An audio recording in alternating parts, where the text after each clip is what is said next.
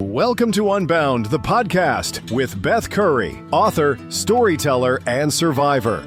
This is where books meet real life, where Beth reads chapters from her work and breaks free from the traditional audiobook format, diving deeper into the personal experiences, lessons, and liberation behind every page. Nothing is off limits. Let's get unbound. Hello, everybody. Welcome back to Unbound. I'm Beth, and we've reached a milestone here. So it's been approaching a year since I started documenting our Monday conversations. Several years since I had started watching my mom move deeper into the complicated abyss of dementia while trying to maintain some thread of connection. Chapter 31 is called What Remains, and it's kind of a reflection on everything I've learned and everything I've lost, and most surprisingly, everything I found along this really shitty, unwanted path.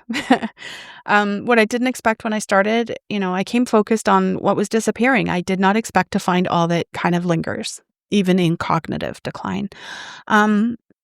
So in this chapter, we're sitting in comfortable silence, watching rain fall.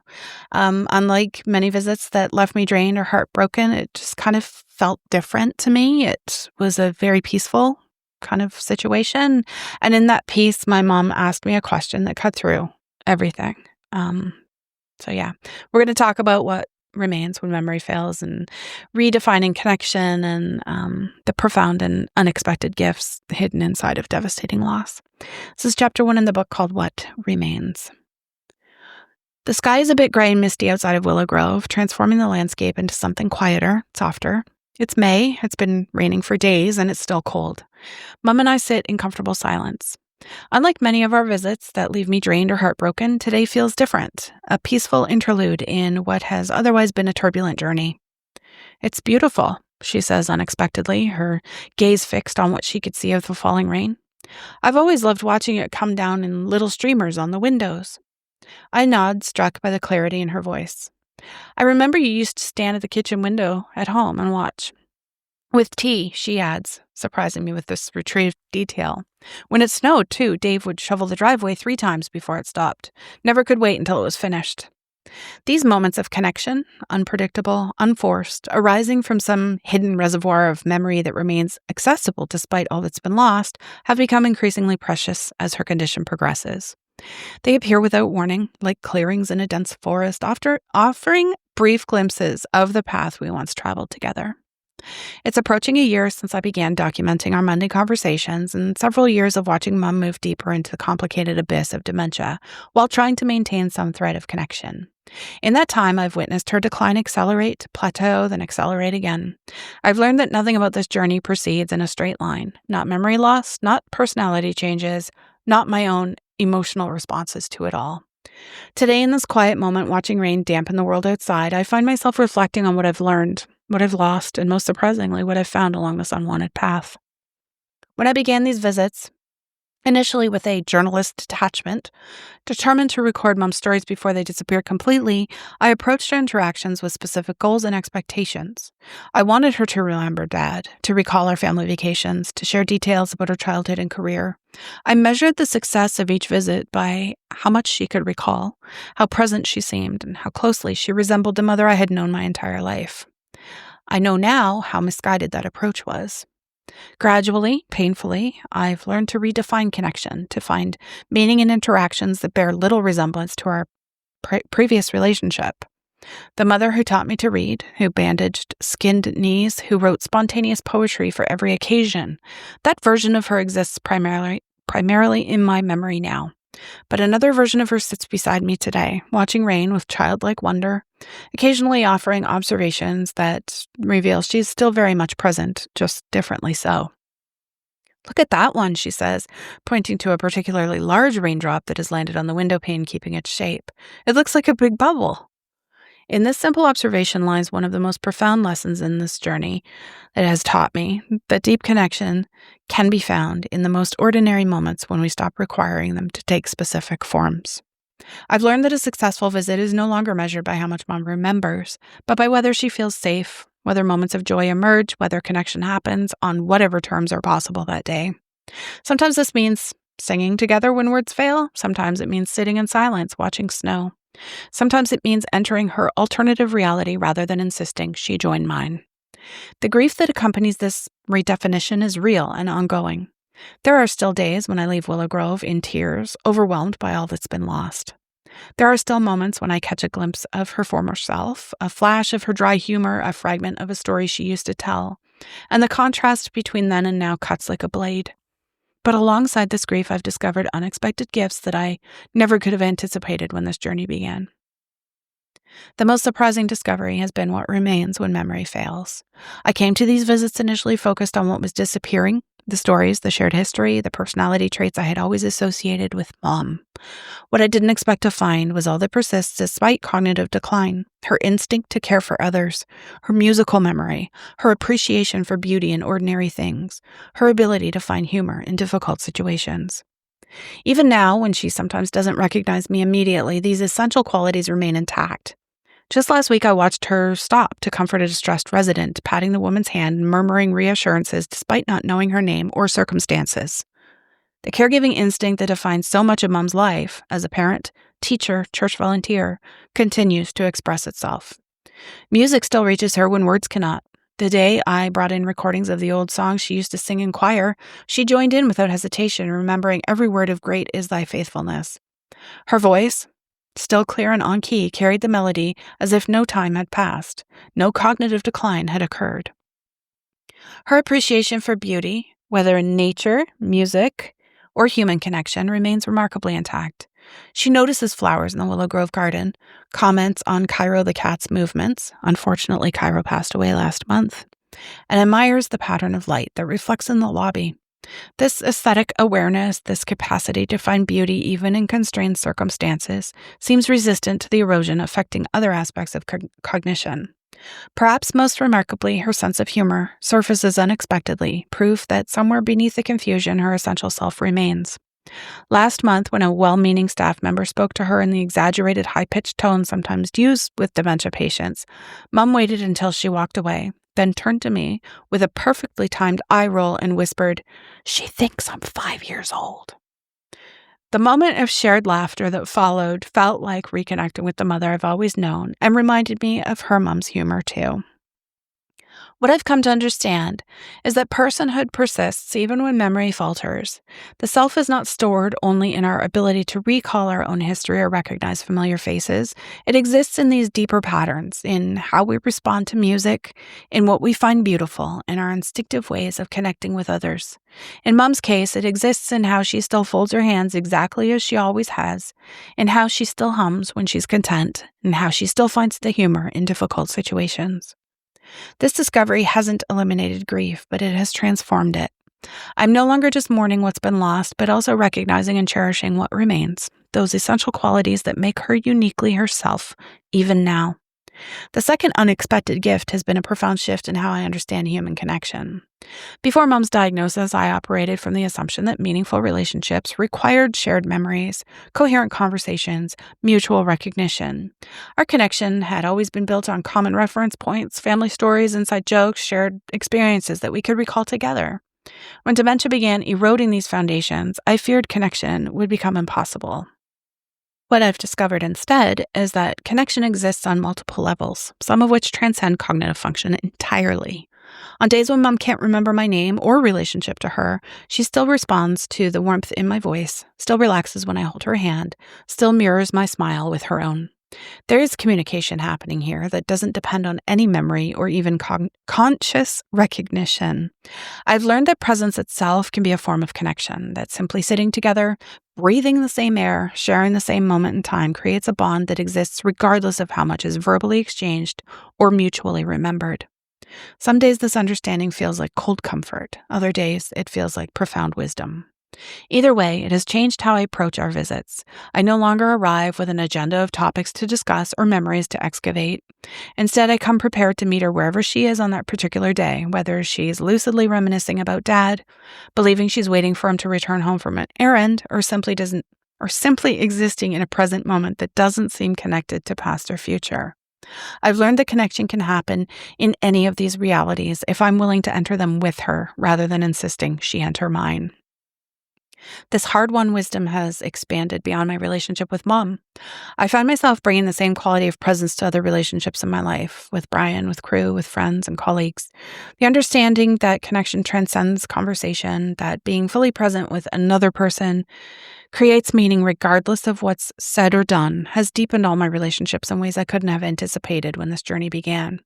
Perhaps the most difficult gift, the one I'm still learning to accept, has been the invitation to live more fully in the present moment. Mom exists now almost entirely in the present. The past is increasingly inaccessible to her. The future holds little meaning. There's only now. This snowflake, this cat purring nearby, this hand holding hers. While this present-focused existence is not one she chose and comes with profound losses, it also offers a kind of liberation from regrets about the past or anxieties about the future.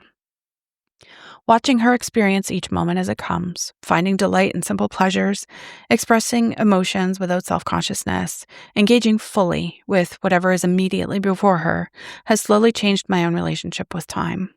I've become more aware of how much of my life is spent dwelling on past events I cannot change, or anticipating future scenarios that may never occur, missing the only moment that actually exists, this one, right now.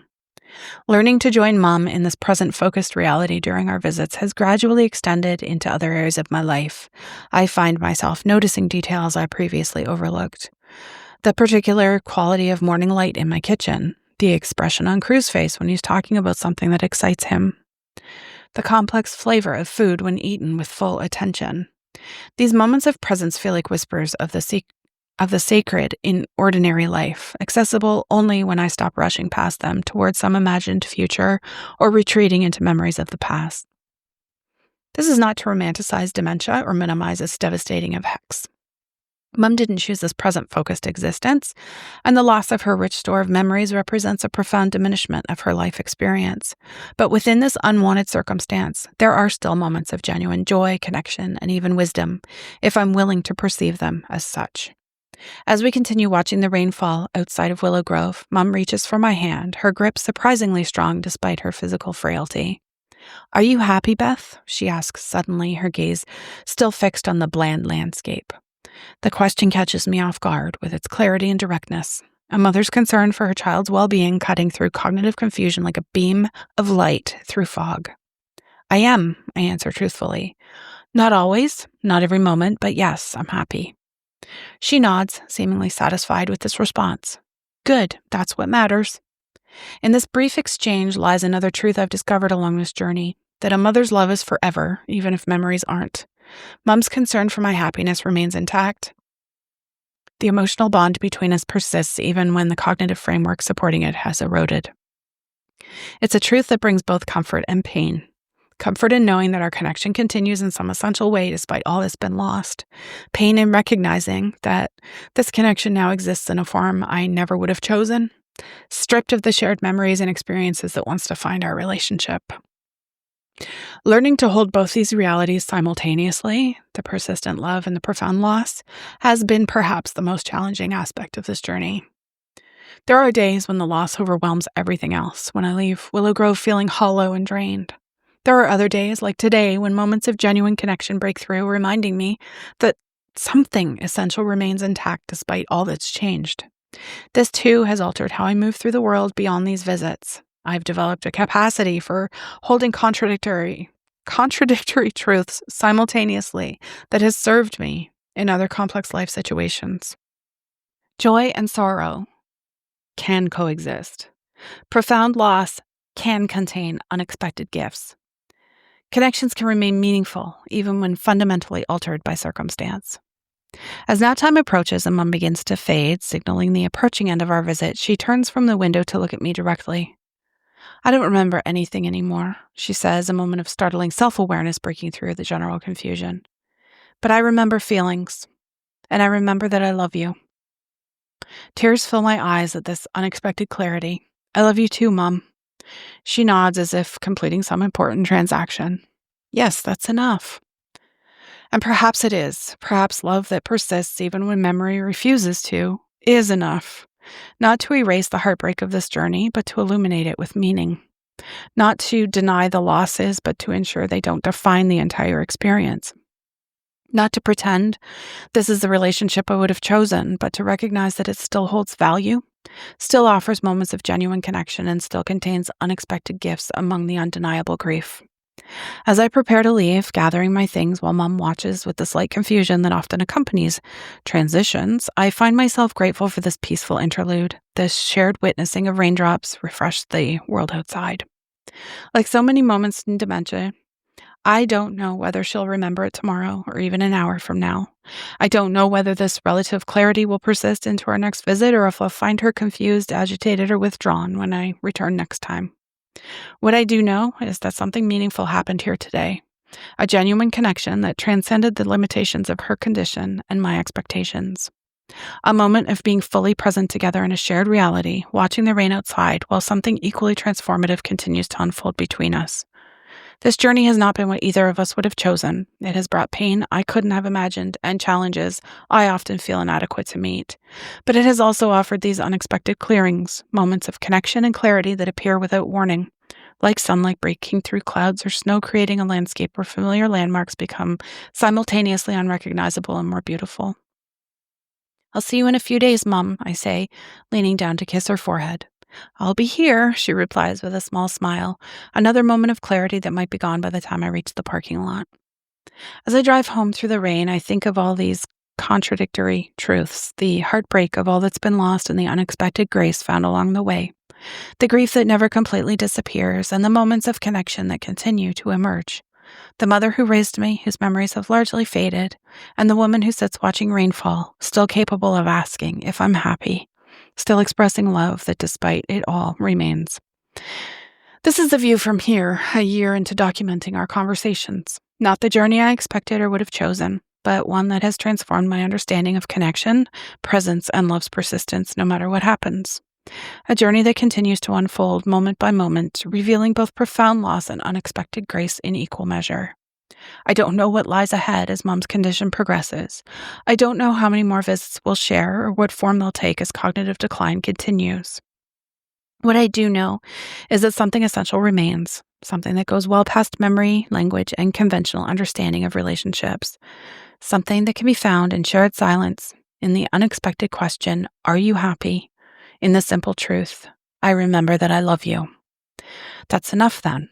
Not all we once had, not all we might have wished for, but enough to continue this journey one day at a time, remaining open to whatever connection becomes possible within the changing landscape of memory and cognition. Enough to find meaning even in loss, presence even in confusion, unexpected gifts even along a path neither of us would have chosen to walk.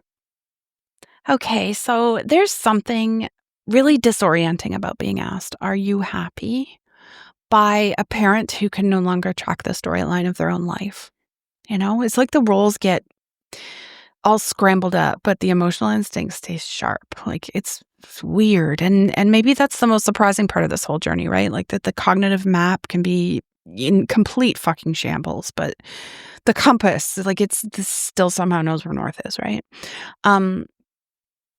It hit me, dementia doesn't erase the person. It just rearranges the access points. A lot of people just see it as that way. It's like it's erasing, the memory is going away and the person is just like literally disappearing. But I kind of don't necessarily see it that way anymore. It's like I said, it rearranges the access points. The doors you used to use get locked, but like every now and then a window pops open or something, a window you didn't even know was there. And like the view from those windows can be pretty clear, sometimes clearer than before too. I think that's why this chapter kind of feels so heavy and gentle at the same time, a year into this, I've stopped waiting for the old kind of connection to return. And weirdly, that's what made room for a different kind of connection I wouldn't have recognized early on. Something quieter for sure, something more elemental, definitely less about content and more about presence. I used to walk into Willow Grove armed like I was going into a job interview. I had all my questions ready and my topics queued up, and I was hoping to trigger some memories like whatever. And, now I walk in with one intention, and that's, can we meet each other where we are today? There's no agenda. There's no test. It's just like two humans sitting in whatever the moment is offering, And that moment, that day offered rain, just rain. And, that was enough.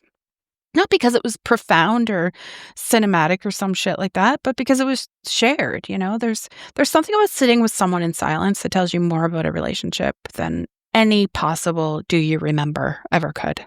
I think that silence kind of has become its own language with my mom, and honestly, like really, really honestly, it's a relief sometimes.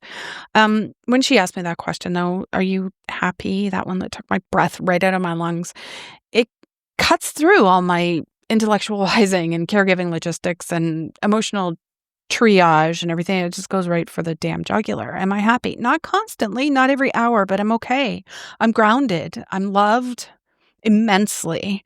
I'm living my life. And for her, that answer is enough. So I think there's something profound about that. Her world is shrinking, but the part of her that wants her child to be okay is still huge. That instinct clearly outlives memory, I guess, and context and maybe even identity. That's one of the things this chapter kind of made me reflect on, how much of who we are is muscle memory of the heart. How much of us remains when the brain starts completely failing us and the storyline.